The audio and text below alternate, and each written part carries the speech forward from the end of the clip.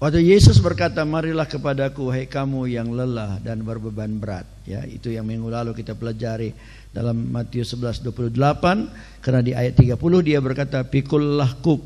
Ya, maka dalam di dalam Matius pasal 28, 29, 30 Yesus berkata, belajarlah kepadaku. Dia sebagai guru, ya, kita sebagai muridnya belajar kepadanya, karena aku rendah hati dan lemah lembut, ya. Karena Yesus itu rendah hati, dia itu lemah lembut. Ini dua sifat yang sangat perlu kita pelajari dalam hidup kita. Jadi orang yang lemah lembut, apa artinya lemah lembut? Ya, mudah dibentuk. Kalau tanah liat itu keras, ya, pergi kita ke Gundaling cari tanah liat itu sulit untuk dibentuk. Kecuali kalau dia ditaruh air, dia dilembutkan. Nah, sesudah lembut barulah dia bisa dibentuk. Jadi adalah kehendak Tuhan supaya kita ini belajar jadi orang yang lemah lembut, mudah dibentuk. Dan juga adalah jadi kehendak Tuhan supaya kita ini rendah hati. Bukan rendah diri, ya. Banyak orang rendah diri. Apa beda rendah diri sama rendah hati? Rendah diri itu orang yang jongkok di atas gunung. Jongkok dia rendah kan, tapi di gunung gitu. Aku lo beluh KIP katanya, tapi di hatinya kalau nggak ada aku mana beres ini katanya, ya. Orang yang sepertinya dia orang di mulutnya dia rendah, tapi sebenarnya di hatinya dia orang yang merasa dirinya hebat. Tuhan justru mengajar kita supaya kita jadi orang yang rendah hati. Nah, lawan dari rendah hati apa itu? Sombong, ya. Tahukah saudara bahwa kesombongan adalah dosa yang paling besar di dunia ini? Ada orang berkata bahwa yang paling penting, yang paling berbahaya 3 ta. Ya, 3 ta. Harta, takhta, wanita. Tapi sebenarnya ada lagi yang lain, ya kan? Apa itu? Kepahitan, ya. Tapi semuanya dosa-dosa itu, semua perkara-perkara yang tidak sesuai dengan kehendak Allah itu muncul dari kesombongan. Jadi di dunia ini sebenarnya tidak ada dosa yang lebih berbahaya daripada kesombongan. Ya. Dosa yang pertama kali terjadi adalah dosa kesombongan. Dan dosa kesombongan itu bukan terjadi di dunia ini yang pertama kali. Justru terjadi di sorga, di hadirat Tuhan. Dalam Yesaya pasal yang ke-14, Yesaya pasal yang ke-14, di ayat 13, ini berbicara tentang kejatuhan Lucifer, ya. Iblis itu waktu dia jatuh dalam dosa dan diusir dari sorga. Dikatakan Yesaya 14 ayat 13, engkau yang tadinya berkata dalam hatimu, aku hendak naik ke langit,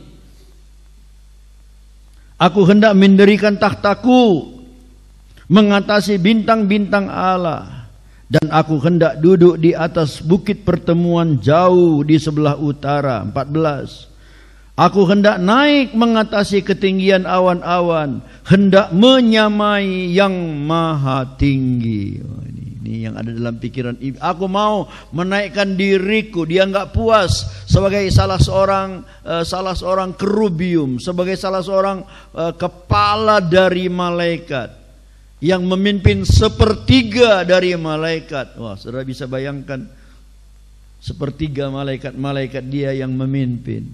Dia enggak puas dengan itu. Dia berkata, aku mau naik lagi, aku mau sama seperti Tuhan.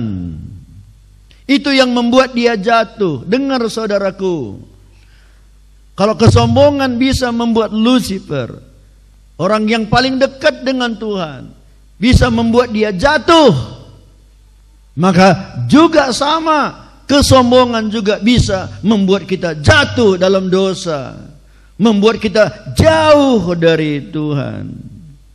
Itu sebabnya Tuhan tidak mau kita jadi sombong. Coba tanya sebelahnya, kau sombong apa enggak? Bilang. Apa katanya? Hah?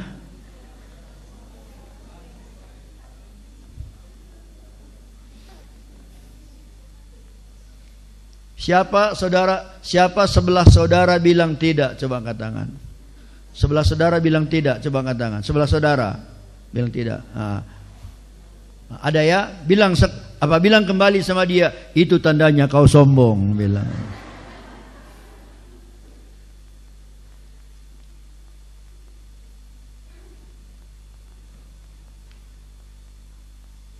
Kalau saudara baca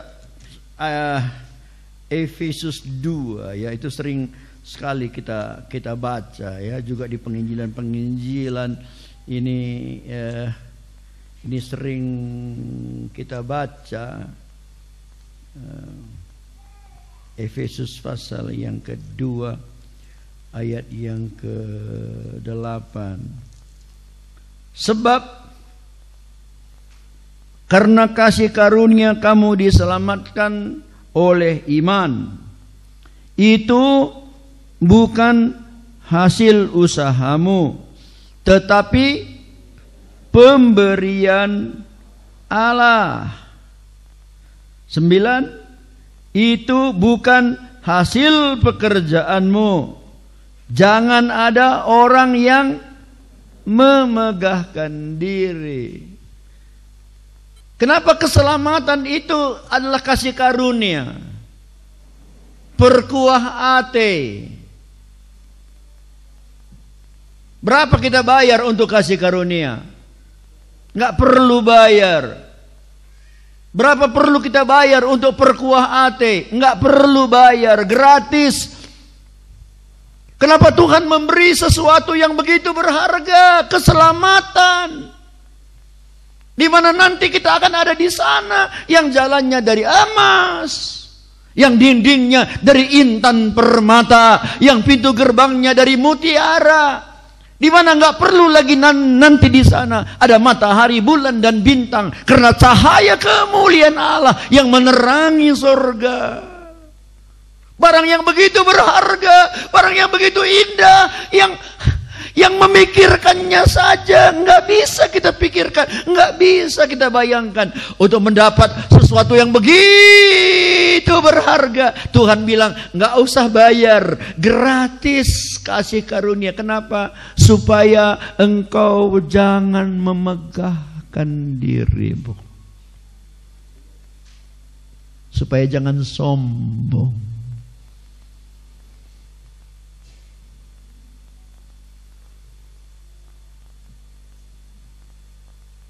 Supaya kita jangan menyombongkan diri kita.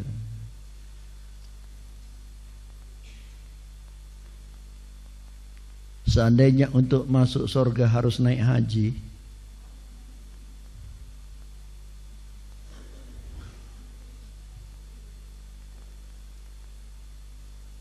maka orang yang bisa naik haji akan sombong dan bilang, aku sudah naik haji.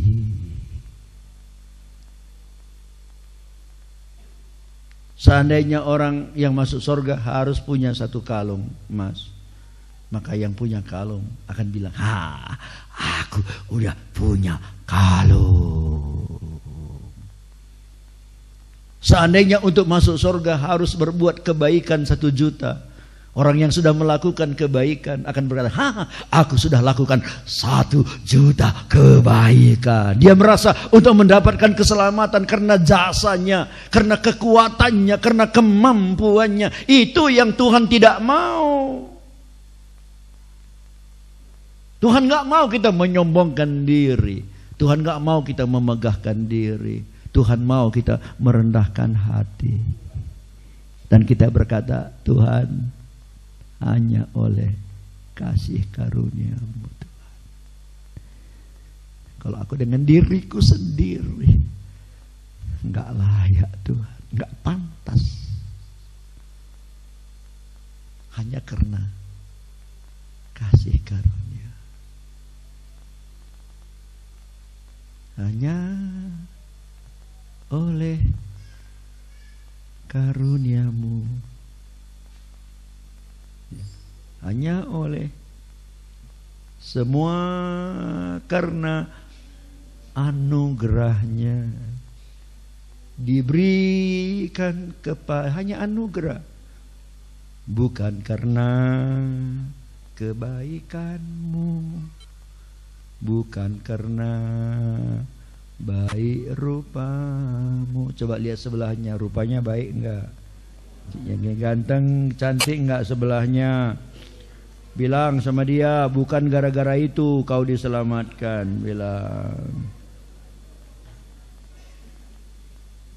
Bilang sebelahnya, sebenarnya kau jelek,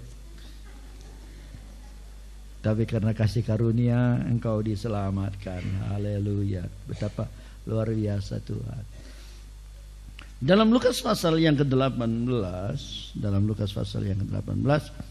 Yesus memberikan perumpamaan kepada orang-orang yang sombong. Wah, luar biasa ini. Ini pesan untuk orang-orang sombong. Bilang sebelahnya, ini pesan untuk saudara, bilang. Ya. Ayat 9. Dan kepada beberapa orang yang menganggap dirinya benar dan memandang rendah semua orang lain, Yesus mengatakan perumpamaan ini. Inilah kita, selalu merasa diri kita paling benar. Itu maka kalau orang salahkan kita, kita sakit hati. Kalau orang kritik kita, kita marah. Kenapa? Karena kita merasa diri kita orang benar dan selalu menganggap kita beda dengan orang yang lain. Ayat 10, ada dua orang yang pergi ke bait Allah. Ini ke bait Allah ini. Bait Allahnya mereknya Ora et Labora. Untuk berdoa. Wah, bagus nih berdoa. Yang seorang adalah Farisi dan yang lain pemungut cukai. Orang Farisi itu berdiri dan berdoa dalam hatinya begini. Sebenarnya ini bukan doa ini. Kalau doa kan mohon anugerah kan. Ampunilah aku Tuhan, belas kasih. Ini enggak, ini bukan doa. Tapi dikatakan berdoa dalam hatinya begini. Ini bukan doa. Ini surat pernyataan. Ya Allah, aku mengucap syukur kepadamu karena aku tidak sama seperti semua orang lain. Bukan perampok, bukan orang lalim, bukan pezina, bukan juga seperti pemungut cukai ini. Aku berpuasa 2 kali seminggu. Aku memberikan 1/10 dari segala penghasilanku. Tetapi pemungut cukai itu berdiri jauh-jauh, bahkan ia tidak berani menengadah ke langit, melainkan ia memukul dirinya dan berkata, Ya Allah, kasihanilah aku orang berdosa ini.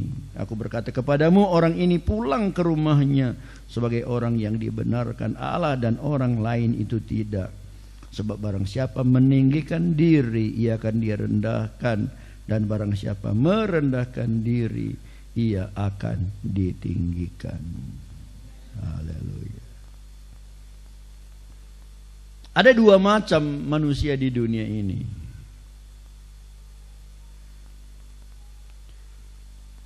Orang berdosa, ya. Orang berdosa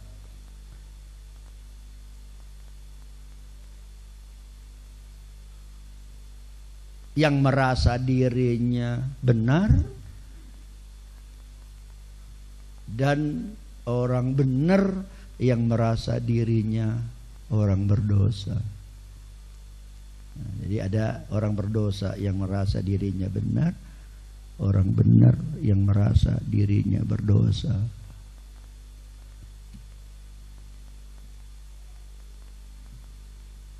Nah, kita bertemu dengan di sini bahwa orang Farisi itu dia menganggap dirinya benar dan menganggap orang yang lain itu rendah. Sebenarnya sedih sekali nih, sedih sekali. Nah, yang pertama yang ingin kita pelajari bahwa kesombongan adalah dosa atau kejahatan yang terburuk. Dari semua dosa, semua dosa. Banyak dosa ya, banyak ya. Banyak kan? Dosa man. Nah. Banyak kali dosa. Dan kalau saya tanya saudara, kalau ada seorang berbuat dosa, dosa apakah yang dia lakukan yang saudara enggak lagi suka dekat dengan dia?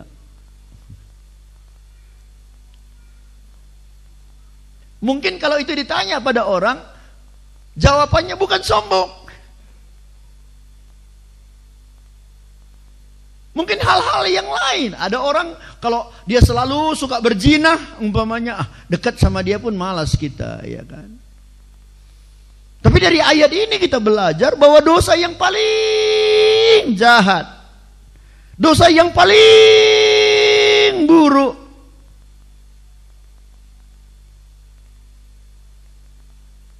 adalah kesombongan.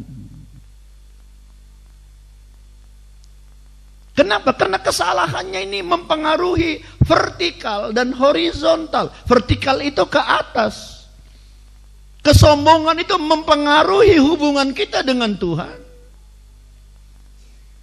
Dan kesombongan itu juga mempengaruhi hubungan kita dengan sesama. Dengan Tuhan, karena kita selalu merasa benar. Orang yang selalu merasa benar nggak butuh pertolongan orang lain.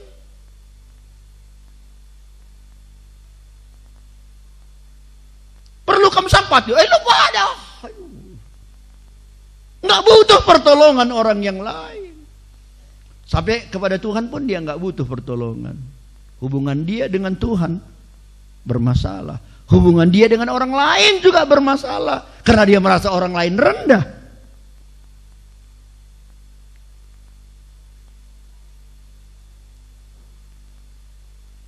Dia berkata dia tidak perampok.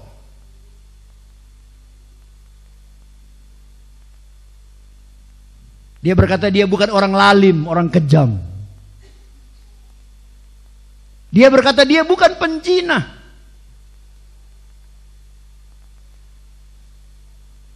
Itu dikatakan di ayat 11 tadi ya. Aku bukan perampok, bukan lalim, bukan penzina.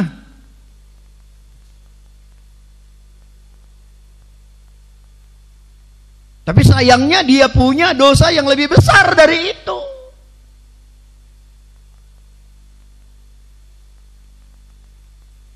Sebenarnya merampok ini aja pun udah satu dosa besar ini. Karena orang yang merampok itu pasti di hatinya dia adalah orang yang tamak. Kalau orang nggak tamak nggak mau merampok, ya kan? Tamak dia, ingin mendapat sesuatu jumlah yang besar, memuaskan hatinya sendiri, nggak perlu orang lain dirugikan. Dia orang yang tamak. Biasanya orang yang tamak segala macam cara diusahakan, dikerjakan untuk mendapat keinginannya. Kalau merampok itu memaksa orang, kalau perlu ditodong, kalau perlu dipukul, kalau perlu ditembak.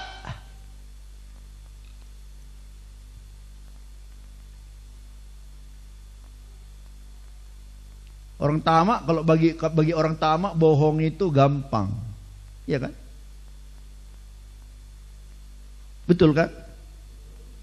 Jangan terlalu serius. Kalau orang tamak itu jualan itu bohong gampang.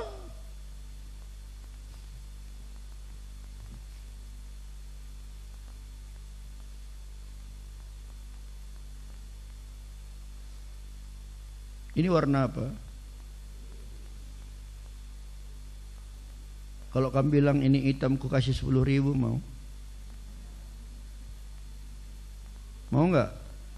Enggak. Paten. 100.000. Hitamnya itu dapat 100.000, mau? Enggak ya. 10 juta? Hah? Goyang. Kalau 1 miliar? Mau.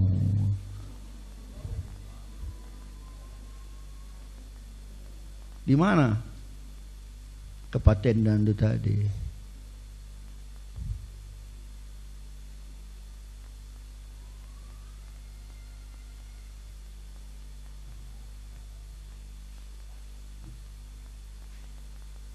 Saya minggu depan akan ke Israel ya, ke Mesir, Israel. Terus ada orang mau ikut gitu ngurus paspor lagi kosong sekarang bukunya. Jadi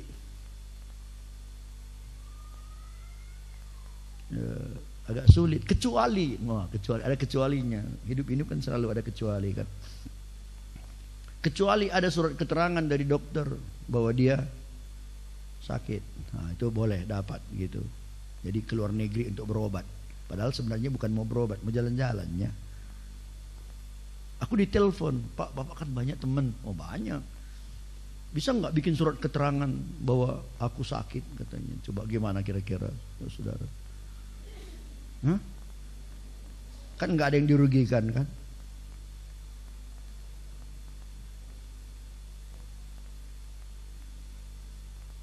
Tapi hatiku nggak sejahtera gitu. Saya bilang enggak lah, nggak sejahtera. Karena kita punya prinsip begitu. Kalau orang tamak itu nggak punya prinsip. Kalau sampai nilai-nilai tertentu, kalau sampai nilai tertentu saudara bilang ini hitam, berarti sekianlah cuman harga saudara, sekianlah cuman kepribadian saudara.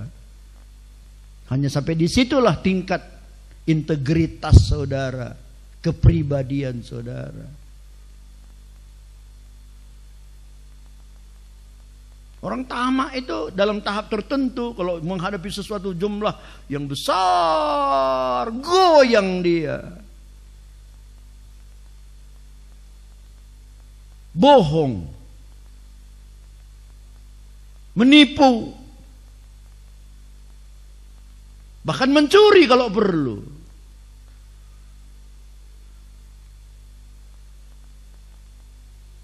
Orang Farisi ini tidak, aku tidak seperti itu. Wow, aman ya, aman. Apalagi dia bilang aku tidak lalim, aku nggak kejam.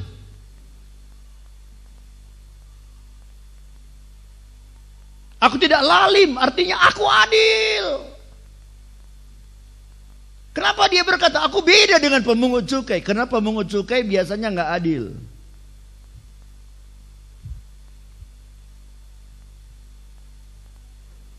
Pada masa itu kalau agak beda dengan kita sekarang. Pada masa itu untuk ngutip pajak itu diborongkan sama orang.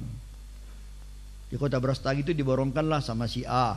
Sekian puluh juta. Pokoknya tiap bulan dia store. Macam mana caranya dia dapat, suka-suka hati dia. Sediakan polisi, pengawal. Kalau perlu nggak ada yang melawan, ditangkap, dipenjarakan. Kalau perlu rumahnya dijual, kambingnya diambil. Segala macam cara supaya dia bisa bayar pajak. Dan biasanya pemungut cukai itu orang yang lalim, orang yang kejam.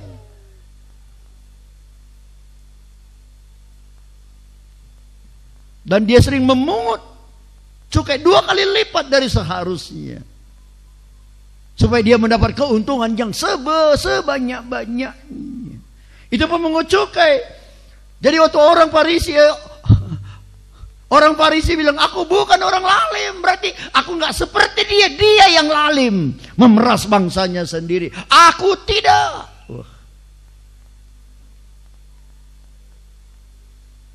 Aku tidak penjinah katanya, aku nggak berzina.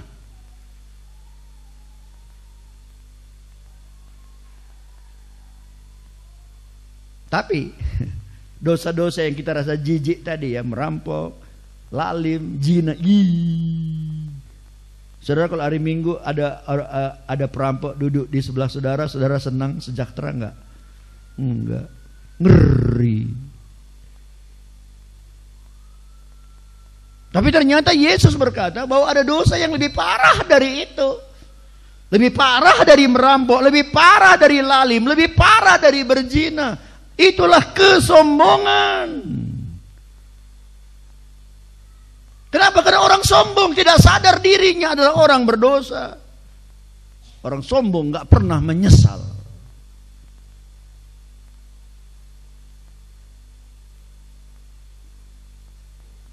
Beda dengan pemungut cukai.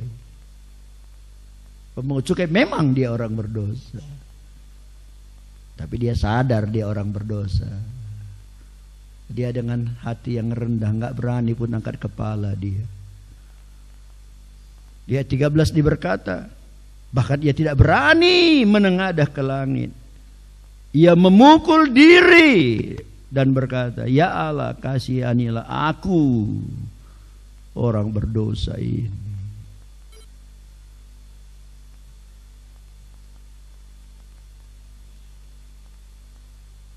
Jadi orang sombong itu dosanya nggak diampuni. Orang yang rendah hati yang diampuni oleh Tuhan. Dan yang sedih yang lain, saudara-saudara, yang sedih, bahwa ternyata akhirnya semua kebaikannya nggak ada gunanya.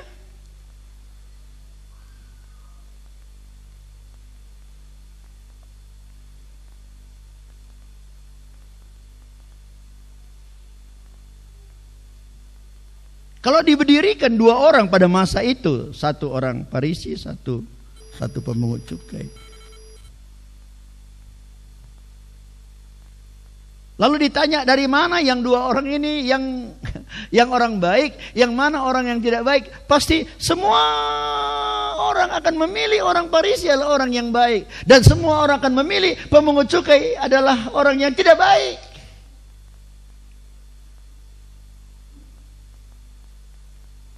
Kenapa orang lebih memilih orang Farisi sebagai orang baik? Karena orang Farisi melakukan perbuatan-perbuatan yang baik jauh lebih banyak daripada orang pemungut cukai.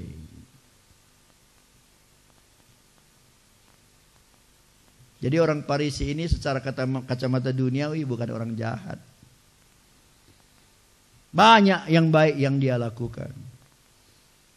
Yang pertama, dia pergi ke bait Allah. Dia suka pergi ke bait Allah. Ini kan baik gini ya, baik gak? Baik. Kalau ada di antara saudara yang suka datang kemari, wow. Pasti waktu kami ketemu dengan staf semua, kami pasti bicarakan, oh si Anu sering kemari. Ada jam-jam doa di sini dia hadir. Ada dua puasa di sini dia hadir. Ada dua semalaman di sini dia hadir. Pagi-pagi sebelum ibadah ada doa di sini dia hadir. Ini orang baik ya. Suka datang ke bait Allah.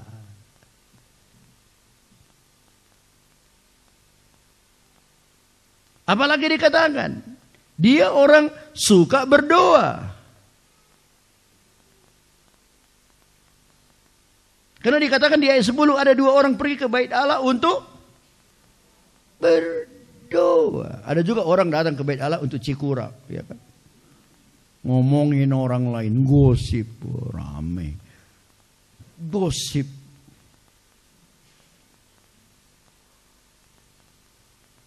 Ini hal yang baik ya. Dia datang ke gereja untuk berdoa. Bukan hanya berdoa, dia juga dikatakan berpuasa. Di ayat 12 dia berkata, aku berpuasa 2 kali seminggu. 2 kali seminggu.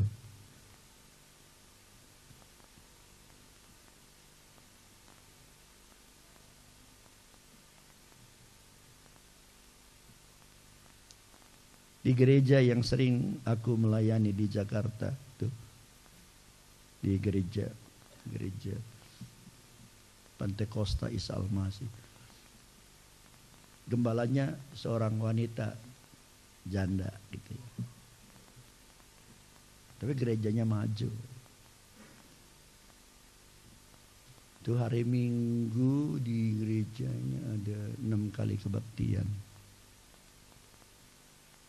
6 kali kebaktian itu kurang lebih 10.000 lah. Ya, 10.000, 6 kali kebaktian itu. Di sana, karena aku setiap ke sana itu 1 minggu penuh kan. Dari Selasa, Rabu, Kamis, Jumat, Sabtu, Senin, minggu penuh. Itu di sana 2 kali 2 puasa 1 minggu, 2 kali 2 semalaman seminggu.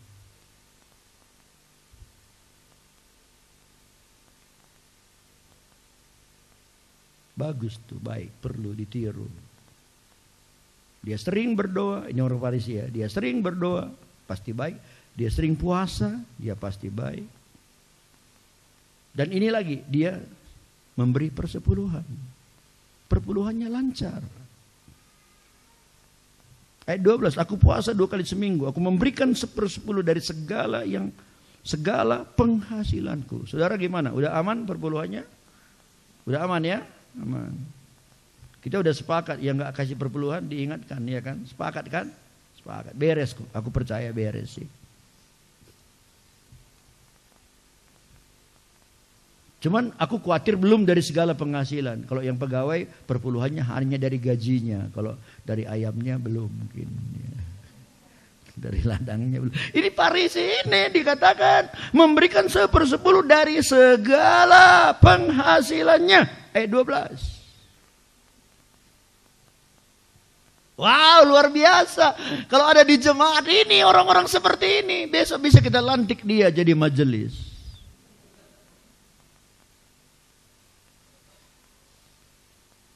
Tapi ternyata semua kebaikan itu terhapus. Nggak ada artinya. Gara-gara satu aja. Apa itu? Kesombongan.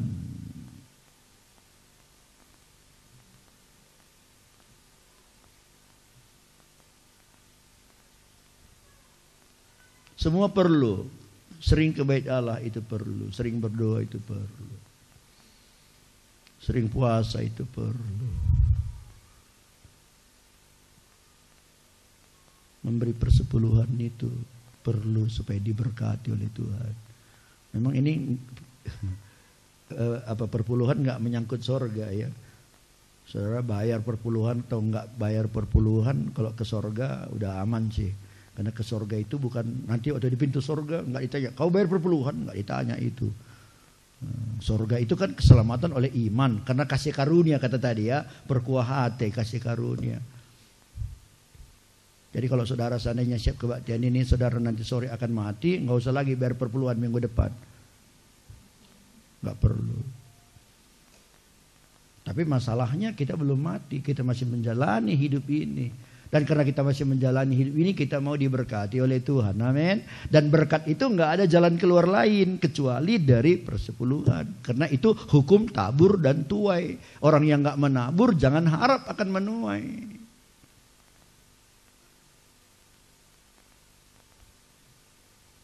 Itu maka biar orang gimana, termasuk Abraham ya. Abraham tuh kan diberkati, wah kaya. Tapi dia tetap berikan persepuluhannya. Ada orang lain bilang di perjanjian baru nggak ada diajar persepuluhan. Wah.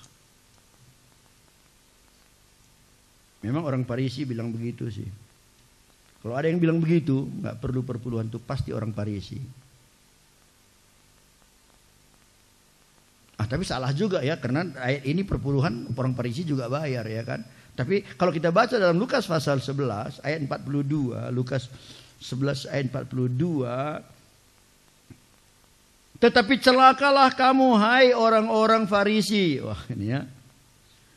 Sebab kamu membayar persepuluhan dari selasi, ingu dan segala jenis sayuran. Jadi orang Farisi ini dari semuanya dia kasih perpuluhan. Dia diberkati? Enggak, dicelaka katanya tadi kan. Celakalah kamu. Kenapa? Tetapi kamu mengabaikan keadilan dan kasih Allah. Ada yang kurang gitu. Semuanya perpuluhannya dia bayar, tapi kasih Allah dan keadilan nggak ada dalam hidupnya.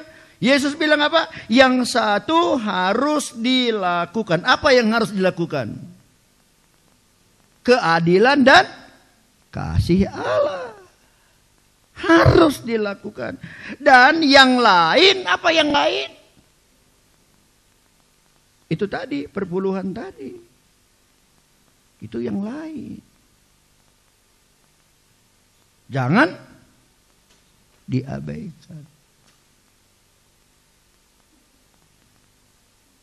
Jadi harus lengkap, harus lengkap. Karena keadilan kasih Allah ini membuat kita rendah hati. Karena kita ini karena kasih Allah, karena anugerah Allah, karena belas kasihan Allah. Bukan karena kekuatan kita, bukan karena kepandaian kita, bukan karena kehebatan kita. Kita ini hanya karena anugerah Allah. Ini jangan diabaikan. Tapi yang lain juga perlu dilakukan. Orang Farisi, dia melakukan yang lain. Tapi kasih Allah dia abaikan. Dia sombong, dan akhirnya semua kebaikannya tidak ada artinya, dihapuskan oleh kesombongan.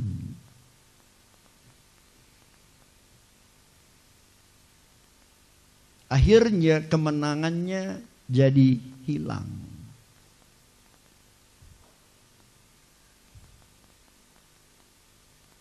Padahal tujuan akhir kita selalu menang, ya kan?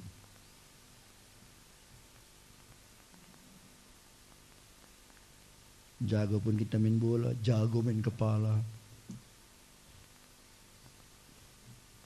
jago nendang bola. Dulu ada satu kawanku orang Batu Karang, ngatimin bangun, asal main bola dia, sorak-sorak senang orang. Karena kalau dia sepak bola bisa dibikinnya tinggi kali ke atas.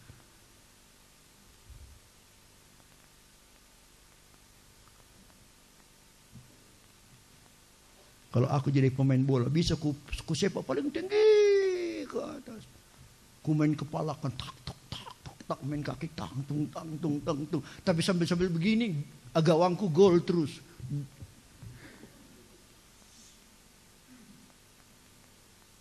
Kejagoan itu perlu, tapi akhirnya waktu yang paling penting apa? Menang, kemenangan.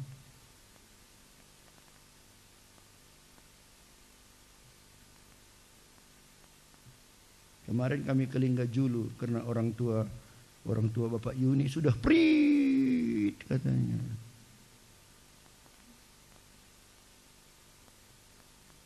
Sebentar lagi saudara juga akan prit. Saya juga akan prit.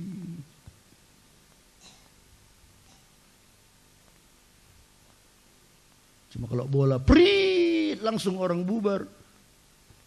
Kalau kita prit masih ada musik tiupnya.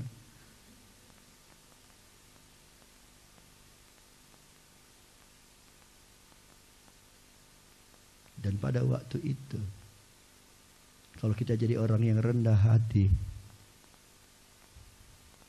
semua kebaikan kita akan diperhitungkan oleh Tuhan. Yang istimewanya, semua ketidakbaikan kita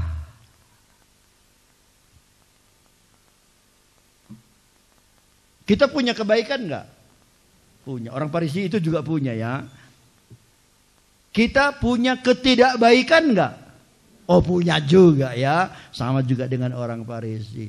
Coba tanya sebelahnya, kira-kira mana lebih banyak? Bilang, kebaikanmu atau ketidakbaikanmu? Coba tanya sebentar. Yang dengar-dengaran diberkati oleh Tuhan.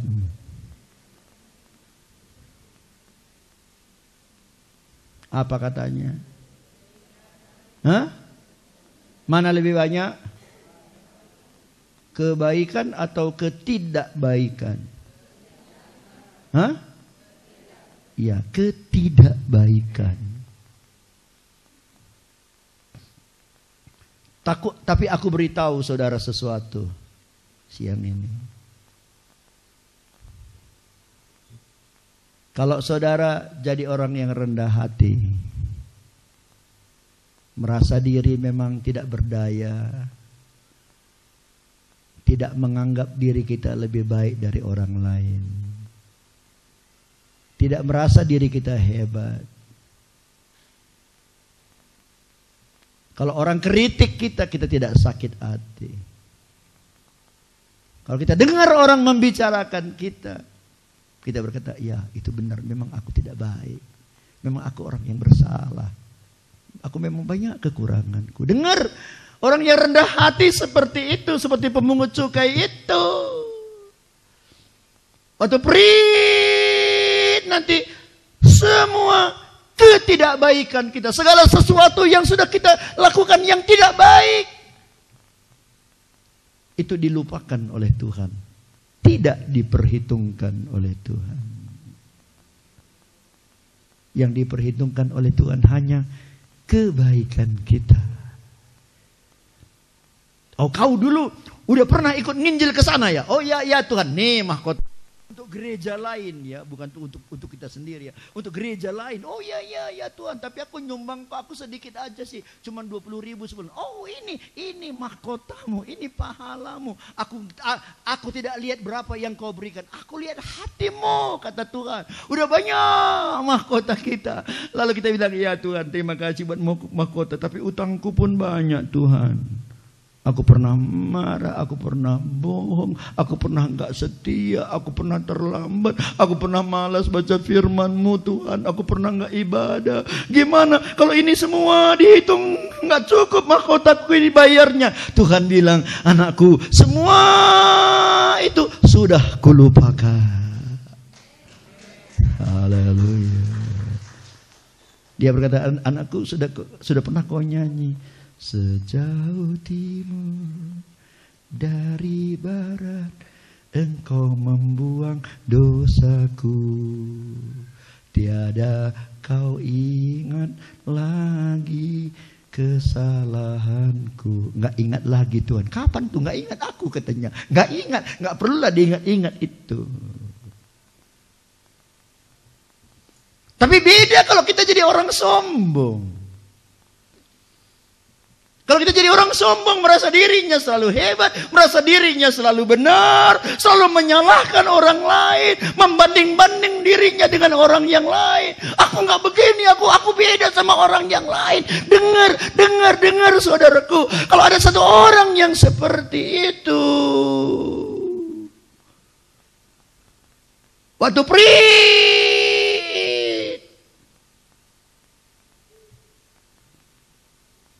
dibukakanlah buku perbuatan.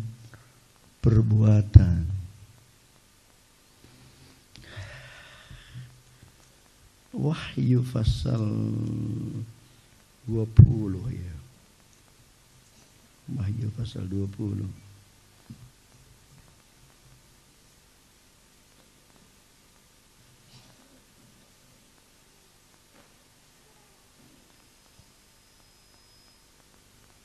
Nih, ayat 12.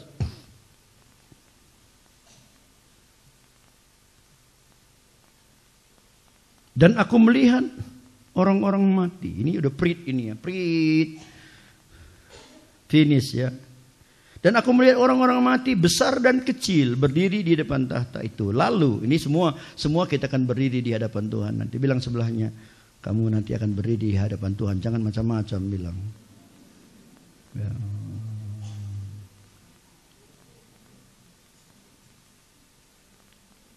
Lalu dibuka semua kitab. Dibuka semua kitab. Berarti bukan cuma satu kitab nih, banyak ya kan? Itu namanya kitab perbuatan. Kitab apa namanya? Kitab perbuatan. Nah, situlah semua di situ. Yang kotor, yang jelek, yang najis, pokoknya yang meleket. Semua ada di situ. Baca seterusnya. 1, 2, 3.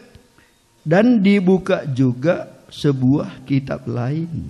Jadi yang lain ya, yaitu kitab kehidupan. Jadi ada 2 macam buku ini.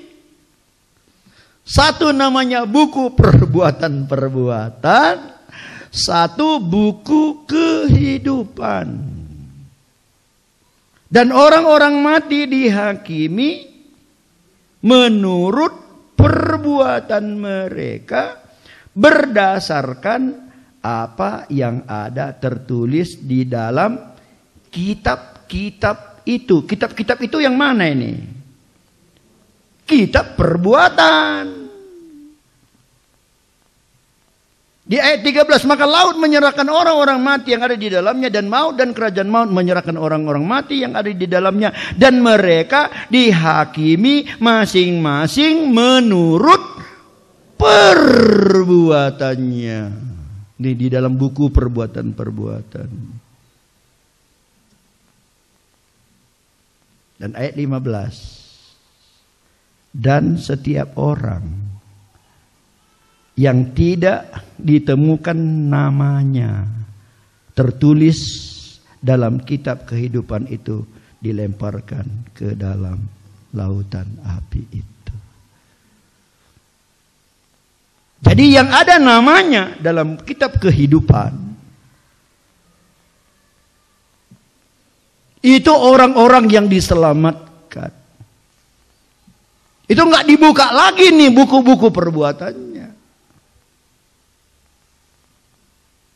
Tapi orang yang nggak ada namanya dalam kitab kehidupan, itulah dia yang ada dalam buku perbuatan-perbuatan. Ini yang dilemparkan ke dalam api neraka. Tapi orang yang ada namanya dalam kitab kehidupan, ini orang-orang yang akan menerima pahala upah dari Tuhan. Upah apa? Upah dari semua perbuatan baiknya. Perbuatan jahatnya bagaimana? Tidak dihitung lagi oleh Tuhan. Bagaimana dengan orang yang sombong? Orang yang sombong, semua perbuatan-perbuatan jahatnya diperhitungkan. Bagaimana perbuatan baiknya? Perbuatan baiknya tidak diperhitungkan. Kenapa? Karena ada satu dosa yang paling besar, yang melebihi, yang menutup semua kebaikannya. Apa itu? Dosa kesombongan.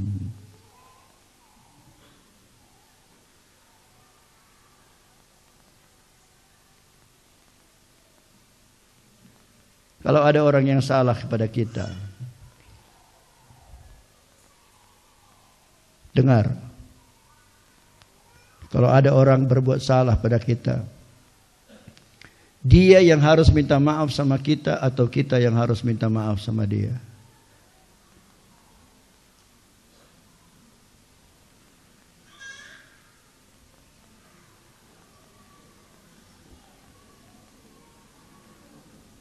Boleh diskusi-diskusi, nggak apa-apa, nggak marah. Boleh. Gimana?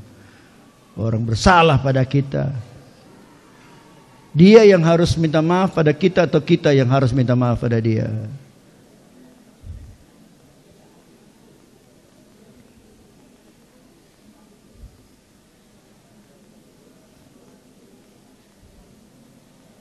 Dengar.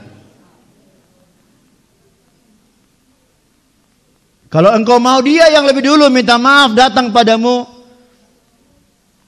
maka jangan-jangan namamu nanti ada dalam buku perbuatan-perbuatan. Tapi dia yang salah, benar.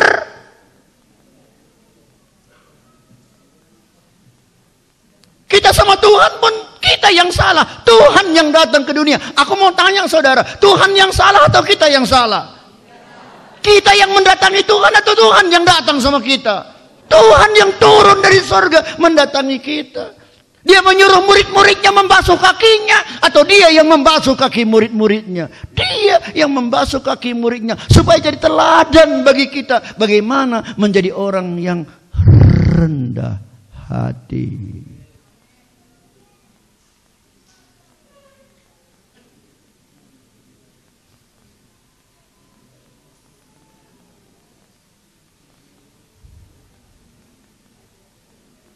Seandainya untuk masuk surga itu kita harus membasuh 100 kaki orang. Berapa kita basuh kaki orang? Hah?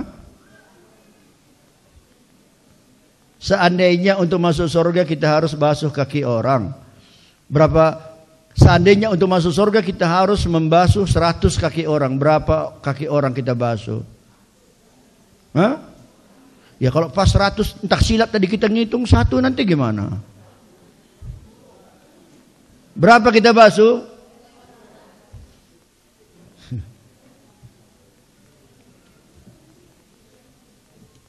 Kalau supaya bisa masuk surga, saudara minta maaf kepada orang-orang yang dia yang menyakiti hati saudara. Saudara mau? Kalau tidak mau, itulah orang sombong. Semua kebaikan terhapus. Tapi kalau kita mau belajar seperti pemungut cukai, dia dibenarkan di hadapan Allah. Apa arti dibenarkan di hadapan Allah? Artinya dibebaskan dari kesalahan. Biarpun salah, tapi dibebaskan dari kesalahan. Itu artinya dibenarkan di hadapan Allah. Firman Allah berkata, hendaklah kamu sempurna seperti Bapamu di sorga sempurna. Apa bisa kita sempurna? Apa bisa kita seperti Tuhan sempurna? Enggak bisa. Jadi apa maksud ayat itu? Maksudnya setiap kita bersalah, kita merasa menyesal di hati kita. Seperti pemungut cukai ini. Dia berkata, Tuhan ampuni aku orang berdosa. Ada penyesalan di hatinya. Itulah artinya sempurna di hadapan Allah. Itulah artinya dibenarkan di hadapan Allah. Itulah artinya orang yang rendah hati. Orang Farisi gagal karena sombong. Tapi pemungut cukai dia dapat karena dia rendah hati. Dia mengakui dirinya sebagai orang berdosa dan memohon pengampunan dari Tuhan. Saul ditolak Tuhan, tapi Daud berkenan di hati Tuhan. Kenapa? Padahal kalau dibandingkan Saul sama Daud, aduh kesalahan.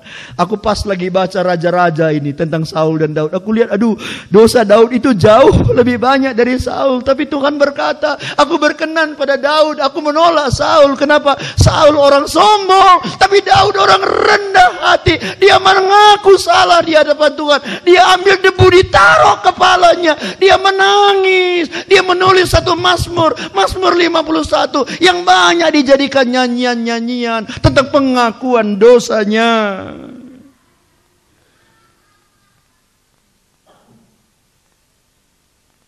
Jangan ada satupun orang sombong. Yuk kita belajar jadi orang rendah hati. Kalau saudara merasa dirimu hebat,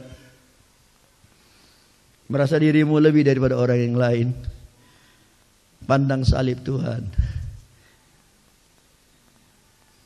Kalau engkau menutup matamu dan membayangkan dirimu datang di salib Golgota. Pada waktu itu Yesus sedang disalib. Dia belum mati. Dari tangannya menetes darah. Dari kepalanya menetes darah karena ditusuk oleh duri-duri yang tajam. Kakinya yang sudah dipaku dari sana mengalir darah. Dan engkau berdiri 1-2 meter di depannya dan kau lihat dia. Dan dia memandang kepadamu.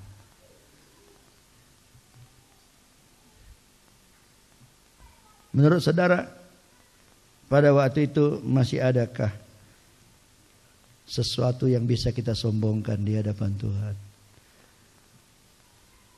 Masih adakah sesuatu yang kita banggakan di hadapan Tuhan? Dengar, tidak ada kesombongan, tidak ada tempat untuk kesombongan di salib. Tidak ada. Kita hanya bisa bersyukur pada Tuhan dan berkata, ya Tuhan, terima kasih Tuhan. Aku dilayakkan karena anugerah-Mu. Sebenarnya aku ini siapa sih? Orangnya gak berdaya, gak punya. Seandainya tanpa Tuhan, aku jadi apa? Seandainya tanpa Tuhan, aku jadi orang yang tak berpengharapan. Seandainya tanpa Tuhan, jelas perjalananku akan di ujungnya akan ada neraka. Aku ada karena anugerah-Mu. Bukan karena kebaikanku, bukan karena fasih lidahku, bukan karena kecakapanku. Aku dipilih Tuhan. Bukan karena kelebihanku, bukan karena baik rupaku, bukan karena kekayaanku. Semua hanya oleh anugerah-Mu.